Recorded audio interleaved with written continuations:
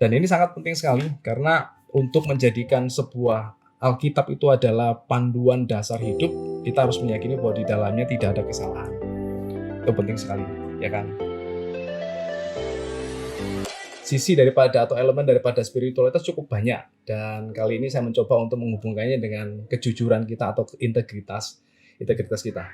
Saya mencoba untuk memberikan kutipan dari Profesor Kamarudin Hidayat. Dia berkata begini, bahwa sebagai seorang pendidik, saya langsung berpikir bahwa mungkin yang menjadi penyebab Denmark dan New Zealand menjadi negara termakmur adalah karena pendidikan mereka yang sangat baik. Namun ternyata dugaan saya keliru. Orang Denmark justru percaya bahwa penyebab dari negaranya menjadi negara termakmur, ternyaman, dan teraman adalah karena masyarakat yang jujur. Tetapi yang menarik adalah bahwa penemuan ini sebenarnya sudah sejalan dengan apa yang Salomo sampaikan ribuan tahun yang lalu. Ya, dia berkata bahwa berkat orang jujur memperkembangkan kota, tetapi mulut orang fasik meruntuhkannya. Alkitab sudah menjelaskan bahwa ada hubungan dengan kejujuran dengan perkembangan sebuah wilayah atau sebuah kota. Menarik sekali, ya kan? Jadi kalau boleh kita lihat bahwa Alkitab itu betul-betul selain dia adalah kebenaran, tapi Alkitab juga memiliki sisi yang kalau boleh saya katakan seperti tips yang paling efektif untuk hidup gitu ya. Dan sejalan dengan apa yang ada di dunia ini, sejalan dengan prinsip-prinsip kemajuan dan peradaban yang ada. Saya mengutip dari pendapat seorang profesor, dia berkata begini, bahwa di Eropa, Anda tahu bahwa Denmark dan New Zealand dulunya adalah negara atau bagian daripada wilayah negara yang dipengaruhi atau mungkin kalau boleh saya katakan didrive oleh semangat Kristiani. Gordon Kaufman berkata begini, berabad-abad Alkitab itu memberikan konteks makna yang di dalam diri manusia Kristen, terutama manusia Barat. Lembaga, teori politik, kemudian praktik dan ideologi ekonomi, ya kan, dan kemudian semua lembaga itu dipengaruhi oleh penekanan dan orientasi Alkitab. Ya kan, bahkan mungkin adanya penemuan jam itu juga lahir dari semangat Kristiani, karena waktu ini singkat, ya kan, hidup itu seperti uap, waktu ini juga adalah properti yang Tuhan kasih, ya kan, sehingga mereka sangat menghargainya, mereka sangat memperhitungkannya, makanya mungkin lahir jam. Teologi punya peran penting, ya kan, keimanan itu punya peran penting di dalam perilaku manusia, ya. Tetapi ya kan, Dr. Kaufman mengatakan amat disayangkan bahwa Eropa sekarang bukan lagi seperti dulu, ya kan. Kekristenan itu masih dipandang sebagai agama bapak mereka atau mungkin kakek mereka, ya kan. Dan mereka tidak lagi menganggap Alkitab itu adalah firman Tuhan. Mereka masih mengakui bahwa ada prinsip yang baik di dalam Alkitab, ada norma yang baik di dalam Alkitab. Tetapi mereka mengatakan bahwa itu bukan firman Tuhan. Iya kalau Tuhan ada, gitu kan. Oke, jadi penolakan terhadap kehidupan spiritual Kristiani diawali dari penolakan terhadap otoritas daripada Alkitab, ya kan, dan mereka menolak bahwa Alkitab adalah firman Allah, mungkin karena mengandung kesalahan atau karena memang Tuhan tidak ada, ya kan. Jadi apa yang diklaim sebagai kalimat atau perkataan Tuhan itu adalah tidak ada. Tetapi berbeda dengan kita meyakini bahwa Tuhan itu ada, ya, dan kita juga percaya bahwa Tuhan itu telah menyatakan pewahyuannya melalui pewahyu umum dan juga wahyu khusus, dan kita juga percaya bahwa firman Tuhan atau Alkitab itu adalah wahyu khusus Tuhan yang ditulis secara sempurna sesuai dengan kehendak dan maksud Tuhan, ya. Meskipun menggunakan penulis-penulis manusia yang memiliki keterbatasan dan juga memiliki kelemahan, tetapi kita percaya bahwa Roh Kudus atau Allah yang Maha Kuasa masih bisa menggunakan manusia yang terbatas untuk menulis firman-Nya secara sempurna, ya. Bagaimana dengan spiritualitas Kristen? Ya, bagaimana dengan kalau boleh saya katakan mungkin kehidupan rohani kita? Kita tadi sudah belajar bahwa kehidupan rohani ada kok dampak yang terlihat, ya kan, terhadap perkembangan dan peradaban manusia. Dan kita merindukan itu semua, dan memang betul-betul kekristenan atau mungkin orang-orang Kristen betul-betul menjadi garam dan terang dunia, ya kan, memimpin pada peradaban yang lebih baik. McGrath berkata bahwa spiritual Kristen itu dapat dipahami sebagai cara di mana individu atau kelompok Kristen bertujuan untuk memperdalam pengalaman mereka tentang Tuhan atau untuk mempraktikkan kehadiran Tuhan. Ya, jadi satu bentuk perilaku yang di mana kita meyakini bahwa Tuhan itu ada, ya kan, tapi dia nggak jauh di sana, dia ada bersama dengan kita, ya kan. Artinya bahwa mungkin mungkin kita bertindak hidup seperti kita di hadapan Tuhan. Ya, jadi seluruh perilaku kita, seluruh perbuatan kita lakukan seolah bahwa kita sedang melakukannya di depan Tuhan. Ya. Nah, dia mengatakan bahwa dalam kekristenan ada 3 elemen penting. Ya. Seperangkat keyakinan, seperangkat nilai, dan juga sebuah jalan hidup. Ada begitu banyak keyakinan dan ada juga seperangkat nilai. Dan dari mana kita mengambil itu semua? Dari mana kita mendapatkan itu semua? Ya kan, cuma dari Alkitab. Cuma dari Alkitab. Saya yakin bahwa Tuhan memberikan Alkitab kepada kita semua adalah untuk memberitahu kita, inilah yang perlu kamu yakini. Kita tahu bahwa ada Tuhan dari Alkitab. Kita tahu bahwa ada sorga dan neraka dari Tuhan, dari Alkitab, ya, dari firman Tuhan. Juga kemudian kita tahu bahwa ada iblis, meskipun kita tidak melihat iblis, juga dari firman Tuhan.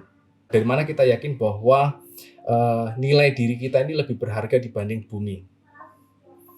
Dari mana kita yakin bahwa kita begitu berharga dibanding semua ciptaan Tuhan, dibanding apa yang ada di dunia ini. Simple, dari Alkitab. Masih ingat dengan kisah daripada orang kaya yang bodoh? Tuhan berkata kepada orang kaya yang bodoh, ini dia berkata bahwa untuk apa engkau memiliki semua ini, tapi engkau kehilangan nyawamu. Ya, dari Alkitab lah kita tahu bahwa nyawa itu jauh lebih berharga dibanding apapun. Dan dari Alkitab kita juga tahu bahwa hanya ada satu jalan hidup, yaitu sesuai dengan firman Tuhan. Nah, Francis Schaeffer, spiritual Kristen itu bisa dimaknai dengan 2 hal, positif dan negatif. Ya, negatifnya gini loh, kehidupan Kristiani atau kehidupan spiritual Kristiani, ya, negatifnya ada begini, bahwa kita memiliki sebuah keyakinan, atau bukan hanya sekedar sebuah keyakinan, tapi sebuah komitmen atau sebuah perasaan bahwa Anda dan saya itu telah disalib dengan Kristus. Oke. Beberapa waktu yang lalu kita belajar apa sih yang dimaksud dengan disalib dengan Kristus. Bukankah Kristus sudah disalibkan 2000 tahun yang lalu? Ya, Kristus memang disalibkan 2000 tahun yang lalu, tetapi Anda dan saya sudah tersalib bersama dengan Kristus 2000 tahun yang lalu. Loh, kok bisa? Karena kita ada di dalam Kristus. Kapan? Ya kan, sesuai dengan Alkitab katakan, sebelum dunia dijadikan, kita diberikan Bapa, ditaruh ke dalam Kristus, dan ketika Kristus datang ke dunia ini untuk mati kayu salib, Kristus tahu dia mati untuk siapa. Ya kan? Dia sendiri juga berkata bahwa gembala yang baik adalah rela memberikan nyawanya untuk dombanya. Dan Kristus mati kayu salib untuk memberikan nyawanya kepada siapa? Domba-dombanya. Bukan calon domba-dombanya, tapi kepada domba-dombanya. Ya, jadi Anda dan saya adalah orang yang sudah diperhitungkan Tuhan di dalam diri Kristus, dan Kristus juga memperhitungkan Anda dan saya saat dia mati di atas kayu salib. Sehingga dosa kita menjadi milik Kristus, tetapi kebenaran Kristus menjadi milik kita. Ya. Dan kita mati bagi dosa, sehingga dosa tidak lagi punya kemampuan apa-apa terhadap kita. Contoh misalnya ketika ada orang yang meninggal dunia, ya kan, kita terpisah daripada orang itu, dan kita nggak bisa ngapa-ngapain orang itu, ya kan. Kita ejek dia, kita pukul dia, perbuatan kita tidak punya pengaruh pada orang itu lagi. Sama, ketika kita mati bagi dosa, ya kan, dosa tidak punya kekuatan lagi atas kita. Tetapi kita mati bagi dosa, kita hidup bagi Allah. Sehingga dengan demikian, Anda dan saya hidup bukan lagi sebagai, kayak misalnya gitu ya, kayak saya gitu ya. Saya tidak hidup lagi sebagai Alexander Pulon, tapi saya hidup sebagai Kristus. Artinya bahwa saya harus menjadikan bukan diri lagi yang utama dalam kehidupan saya, melainkan Kristus. Ya, jadi spiritual Kristen adalah kita menjadikan Tuhan itu yang tertinggi, sehingga kehidupan kita itu kita selalu konsultasikan dengan Tuhan. Tuhan itu mau apa? Ya kan, Kristus itu mau apa? Ya kan, kehendak Allah itu apa? Seperti itu ya. Nah, ini penting sekali, ya kan, karena spiritual Kristen dimulai dari kematian Kristus di atas kayu salib, atau kalau boleh katakan dimulai dari penebusan Kristus atas kita. Jadi kalau hari ini kita membangun semangat hidup sebagai orang Kristen, atau kita memulai hidup Kristiani, ingat, sebelumnya bukan dimulai dari kita, tapi dimulai dari Tuhan. Ya, ini berbeda. Saya akan coba compare dengan agama lain. Ya, dalam hal ini adalah agama Buddha. Dalam konteks agama Buddha, ya kan, ini saya kutip dari Biku Abhayanando, ya. Dalam agama Buddha, usaha sendiri senantiasa memegang peranan yang paling utama dalam meraih kemajuan dan perkembangan batiniah. tanpa dilandasi usaha sendiri sangat sulit bagi seorang untuk meningkatkan kualitas hidup ke arah yang benar. Jadi Anda bisa melihat bahwa kebebasan diri atau mungkin spiritualitas diri itu bukan dimulai dari sesuatu, melainkan dari diri. Dalam pandangan Kristiani, kita nggak bisa membebaskan diri kita, ya kan, dari kuasa dosa dengan kekuatan diri kita, ya kan? Karena apapun itu, ya kan, usaha kita adalah sesuatu yang sangat tidak mungkin, ya. Kemudian Evelyn Underhill dia berkata bahwa kehidupan spiritual adalah kehidupan di mana semua yang kita lakukan itu berasal dari pusat, di mana kita berlabuh di dalam Tuhan, kehidupan yang diwarnai melalui realitas dan pernyataannya, dan usaha mempersembahkan diri pada rencana agungnya. Jadi Anda bisa lihat bahwa center daripada kehidupan spiritualitas itu bukan diri, ya kan? Bukan juga pencapaian diri, bukan juga cita-cita diri, ya kan? Melainkan berlabuh pada Tuhan. Jadi Tuhanlah yang menjadi center daripada kehidupan kerohanian kita. Jadi itu adalah pemahaman spiritualitas secara negatif. Sedangkan secara positif adalah kehidupan yang dimana kita mengasihi Tuhan dan mengasihi sesama. Ya, mengasihi Tuhan dan mengasihi sesama. Apa yang dimaksud dengan mengasihi Tuhan dan mengasihi sesama? Ya, kedua hukum ini adalah rangkuman dari seluruh hukum yang ada di dalam Alkitab. Jadi paham ya? Jadi pengalaman kerohanian kita bukan hanya sebuah perasaan untuk mengasihi saja, tetapi sebuah perasaan yang dibangun pada apa? Yaitu pada hukum Tuhan, yaitu pada firman Tuhan. Maka untuk memiliki kehidupan spiritualitas nggak bisa dari diri kita sendiri, tapi kita juga membutuhkan Alkitab, kita juga membutuhkan firman Tuhan. Ya, saya akan lanjutkan. Jadi kehidupan rohani itu seperti dua sisi mata koin. Ya, kalau boleh saya katakan, ya, mengasihi Tuhan dan mengasihi sesama. Dan biasanya sisi yang paling sering terlihat itu adalah mengasihi sesama. Tetapi kita tahu bahwa tanpa mengasihi Tuhan, tidak mungkin kita punya kemampuan untuk mengasihi sesama. Jadi paham ya? Cara kita mengasihi sesama itu adalah refleksi kita dari cara kita mengasihi Tuhan. Ya, Yohanes pernah berkata bahwa bagaimana kamu bisa dikatakan bahwa kamu itu sedang mengasihi Tuhan kalau yang saudaramu terlihat saja tidak kamu kasihi. Ya. Nah, lalu apa hubungannya spiritualitas atau kerohanian kita dengan Alkitab? Saya akan coba jelaskan. Ya, saya ambil dari buku yang berjudul Spiritual Kristen dan Apologeta Kristen oleh Ibu Rahmiati Tanujaya. Dia berkata bahwa spiritual Kristen yang sejati adalah keberadaan seseorang yang berada di dalam, perhatikan, relasi yang benar dengan Allah, sesama, dan ciptaan yang lain. Ya, jadi kehidupan rohani itu adalah kehidupan yang dimana kita dalam posisi yang tepat, dalam bentuk relasi yang tepat. Ya, tepat kepada Tuhan, tepat kepada sesama, dan juga kepada ciptaan yang lain. Bisa bicara mengenai ekologi dan sebagainya. Ya, yang dimaksud dengan benar di sini bukan bicara dengan what is, tapi what ought. Ya kan? Jadi mestinya bagaimana? Ya, mestinya bagaimana? Oke, kamu dengan Tuhan itu mestinya bagaimana? Kamu dengan sesama itu mestinya bagaimana? Ya, kamu dengan ciptaan yang lain itu mestinya bagaimana? Ya, jadi itu adalah spiritual Kristen.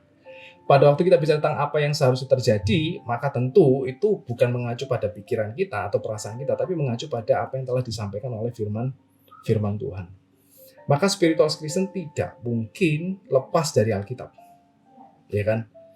Justru dari Alkitab lah kita mendapatkan instruksi bagaimana kita harus berelasi. Dari Alkitab lah kita punya satu seperangkat, ya kan, instruksi, lalu kemudian prinsip, ya kan, bagaimana kita mengasihi sesama kita, bagaimana kita mengasihi Tuhan, ya kan, dan bagaimana kita mengasihi ciptaan yang lain. Karena Tuhan adalah kebenaran, oke, Injil mungkin dalam hal ini adalah Alkitab, itu berbicara dengan benar. Perkataan Tuhan tentang peristiwa sejarah tidak hanya jujur tapi juga pasti. Firman Tuhan pasti secara etika, Tuhan adalah standar tertinggi untuk apa yang benar. Jadi karena firman Tuhan ini berasal dari Tuhan, dan Allah itu adalah kebenaran, dan dia sendiri adalah kebenaran, maka kita yakin bahwa apa yang dia sampaikan melalui mulutnya, atau apa yang dia sampaikan melalui para penulis Alkitab, itu juga adalah sebuah kebenaran. Dan bukan hanya tepat, ya kan, kebenarannya bukan hanya tepat saja, tetapi pasti, ya kan, pasti. Jadi pengetahuannya pasti, lalu kemudian prinsipnya adalah pasti, dan kemudian etika yang disajikan itu juga pasti. Maka satu bentuk karakter atau etika yang kita bangun, ya kan? Kita bisa lihat Alkitab, ya kan? Instruksinya apa, prinsipnya apa, panduannya apa, ya kan? Jadi Alkitab itu memiliki peran penting. Ya, membaca Alkitab, memperdalam Alkitab, mempelajari Alkitab itu penting sekali untuk kehidupan rohani kita. Jadi tidak mungkin kita bisa mengatakan bahwa saya orang Kristen, saya memiliki kehidupan spiritualitas yang baik tanpa membaca Alkitab. Itu tidak mungkin, ya kan? Pertumbuhan rohani kita hanya bisa didapat dengan kita belajar atau mendalami firman Tuhan. Ya, karena Alkitab itu benar, maka Alkitab boleh menjadi prinsip yang tepat, dan bukan hanya tepat, tapi prinsip yang pasti. Karena Allah itu benar, maka firman-Nya pasti benar. Ya kan? Karena Allah memiliki sifat yang benar, maka firman-Nya itu pasti benar. Jadi sebenarnya waktu kita baca Alkitab dan kita meragukan janji Tuhan, bukan Alkitab yang salah, kita yang salah. Dan tindakan itu adalah tindakan berdosa. Karena kita meragukan, bukan hanya meragukan Alkitab, kita juga meragukan sifat Allah. Ya kan? Karena Allah itu benar, maka wahyunya pasti benar. Oke. Jadi kalau kita lihat bahwa dari natur Allah, kalau kita bisa buat silogisme begini, bahwa Tuhan itu nggak mungkin berbuat salah. Loh, kenapa? Karena dia Allah yang benar. Oke. Dia nggak mungkin berbuat kesalahan. Maka firman Tuhan yang tertulis, ya kan? Dan dalam hal ini adalah Alkitab, itu adalah firman Tuhan yang tertulis. Itu pasti tidak salah. Oke. Meskipun dia menggunakan penulis manusia yang memiliki keterbatasan, memiliki kekurangan, bahkan mungkin beberapa orang mengatakan, loh, bukankah bahasa itu juga punya keterbatasan? Loh, bahasa memang punya keterbatasan, tapi Allah dengan kesempurnaannya dan juga berdasarkan atas naturnya bahwa dia adalah Allah yang benar, maka maksudnya atau firman-Nya atau kalimatnya atau pikirannya itu bisa dituangkan, ya kan, melalui keterbatasan manusia ini secara tepat. Oke, secara benar, ya. Oke. Nah, ditambah lagi salah satu bukti eksternal, ini kan tadi bukti internalnya ya, atau mungkin argumen internalnya. Nah, argumen eksternalnya adalah begini, ya kan. Kalau Anda mungkin tahu ada di tahun 1949 kalau nggak salah ya. Oke, itu ditemukan Dead Sea Scroll. Ya, Dead Sea Scroll itu gulungan laut mati dan ditemukan di satu gua, dan sekarang sudah ditemukan ada di 11 gua, ya kan. Di situ terdapat gulungan kitab Perjanjian Lama dan juga beberapa tafsir Perjanjian Lama.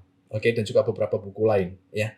Dan uniknya adalah gulungan kitab itu ditulis sekitar 100 sampai 200 tahun sebelum Yesus lahir. Ya, dan kalau Anda lihat itu yang dilihat oleh Barack Obama itu adalah gulungan kitab Yesaya yang lengkap dari pasal pertama sampai pasal akhir. Dan menariknya adalah ketika dibandingkan dengan Alkitab kita sekarang, itu hampir tidak ada perbedaan. Ya, hampir tidak ada perbedaan. Sama sekali. Ini membuktikan bahwa paling tidak, ya kan, dari tahun 100 atau mungkin katakanlah 200 tahun sebelum Yesus lahir sampai dengan 2020, Alkitab kita masih sama. Alkitab kita masih sama. Oke. Dan ditambah lagi bahwa dengan adanya penemuan perkamen-perkamen perjanjian baru, dan para ahli mengatakan bahwa sekitar ada 6.000 perkamen yang ditemukan yang usianya di bawah abad yang keempat, ya kan? Itu membuktikan bahwa Alkitab kita masih sama juga. Dan para ahli juga mengatakan bahwa kesamaan Alkitab yang kita pegang, khususnya Perjanjian Baru, dengan tulisan pertama yang ditulis oleh para rasul atau para penulis Alkitab, kesamaannya adalah sekitar 99,9%. Jadi para ahli mengatakan bahwa perbedaannya hanya kemungkinan cuma 0,1% saja. Dan itu tidak mempengaruhi satu set keyakinan, seperti yang kita bilang tadi, yang dimiliki oleh orang Kristen. Artinya bahwa keyakinan yang kita bangun dengan membaca Alkitab, dengan memperdalami Alkitab di masa sekarang, itu tidak jauh berbeda, bahkan mungkin masih sama dengan orang-orang Kristen di abad pertama. Atau orang-orang Kristen di zaman para rasul masih menulis Alkitab. Bisa dipahami ya? Oke. Nah, belum lagi kemudian rantai penyalinannya cukup jelas. Anda bisa melihat dalam bukunya Warren Wallace, ya kan? Dia ini seorang detektif FBI yang ateis selama 40 tahun, lalu kemudian dia mencoba untuk menggunakan pengetahuan detektif dia Kebetulan dia memang khusus untuk kasus-kasus yang lama. Dan ketika dia mencoba untuk membuktikan Alkitab itu salah, ya kan, justru dia malah bertobat. Karena dia tidak bisa berkata apa-apa, karena pertama saksi matanya jelas, ya kan, dan kemudian penyalinan dokumen dari saksi mata dari satu orang ke orang lain itu jelas. Jadi tidak mungkin bahwa Alkitab itu mengalami kesalahan juga di dalam penyalinan. Nah, ini penting sekali, ya kan? Sehingga ketika kita menyandarkan diri pada prinsip Alkitab atau membangun satu bentuk kehidupan atau satu set etika di dalam kehidupan rohani kita, ya kan? Alkitab layak dipakai. Ya, Alkitab tepat untuk dipakai. Karena Alkitab tidak bersalah. Sehingga dengan demikian kita masih bisa berkata seperti Daud. Bahkan mungkin dalam hal ini mungkin saya bisa katakan bahwa kita masih bisa berkata bersama-sama dengan Daud bahwa segala perintahmu itu dapat dipercaya. Dari Kejadian sampai Wahyu, ya kan, seluruh perintah Tuhan, seluruh firman Tuhan, seluruh prinsip firman Tuhan itu masih dapat dipercaya. Sehingga dengan demikian ketika kita mencoba misalnya untuk mengampuni orang lain padahal kita tidak ada keinginan mengampuni dan sebagainya, atau mungkin kita bergumul untuk mengampuni, ya kita harus tetap mengampuni. Karena kita tahu bahwa firman Tuhan itu yang lebih tepat dalam hal ini. Ya, dalam etika atau dalam mengatasi masalah ini, firman Tuhan lebih tepat. Dan tadi kita juga sudah belajar bahwa ternyata seperti yang Salomo katakan bahwa kejujuran itu mengembangkan kota. Dan sekarang dunia mengetahui bahwa negara yang maju adalah negara yang mengunggulkan atau mengutamakan kejujuran. Ya, meskipun mereka menolak bahwa Alkitab adalah firman Tuhan, tetapi mereka tidak bisa menolak sebuah prinsip yang berlangsung, bahwa kejujuran memang betul-betul membangun sebuah peradaban. Dan itu sudah ada dalam firman Tuhan. Ya. Dan dengan demikian kita bisa mengikuti seluruh perintah Tuhan. Salah satu misalnya, jika ya hendaklah kamu katakan ya, artinya ada satu kehidupan yang jujur. Ya, satu kehidupan yang berintegritas. Dan percayalah bahwa mereka yang berintegritas adalah orang-orang yang dapat dipercaya. Dan sekali lagi Amsal 28:20 berkata bahwa orang yang dapat dipercaya mendapatkan banyak berkat. Ya. Jadi satu kehidupan spiritualitas kita adalah satu kehidupan yang kalau boleh saya katakan saya percaya bahwa janji Tuhan itu nyata dan real, berkat itu pasti ada. Selama kita mengikuti firman Tuhan. Bahkan di dalam level doa pun, jikalau kita tinggal dalam Tuhan dan firman Tuhan tinggal di dalam kita, dan firman Tuhan menguasai hati dan pikiran kita, sehingga permintaan kita sejalan dengan kehendak Tuhan, Tuhan berjanji kok, Dia akan menjawab. Ya, jadi saya mau ngajak kita semua untuk boleh memandang sekali lagi, bahkan kalau bisa lebih lagi memandang bahwa Alkitab adalah bukan hanya sekedar buku yang bicara mengenai kisah-kisah tentang apa yang Tuhan perbuat, tetapi juga di dalamnya ada banyak prinsip-prinsip Alkitab yang layak untuk dipercaya, yang layak untuk diyakini bahwa ini adalah prinsip yang terbaik yang bisa aku lakukan di dunia selama hidup ini, atau mungkin ini adalah solusi yang terbaik ya kan dalam mengatasi masalah atau konflik yang sedang saya hadapi. Ini adalah satu set karakter atau prinsip hidup yang paling tepat yang bisa aku lakukan selama ada di muka bumi ini. Ya, dan saya percaya bahwa di dalam langkah kita selalu ada berkat yang menanti. Jadi kita bisa melihat bahwa keyakinan bahwa Alkitab kita tidak salah, keyakinan bahwa Alkitab kita tidak keliru, keyakinan bahwa Alkitab kita adalah benar-benar dari Allah, berasal dari Allah, dan juga penulisannya tidak salah, ya kan? Karena Allah yang Maha Kuasa, yang menginspirasi para penulis Alkitab juga adalah Allah yang benar, sehingga Dia tidak menghendaki kekeliruan di dalamnya. Maka Alkitab layak untuk dipercaya dalam membangun kehidupan spiritualitas kita.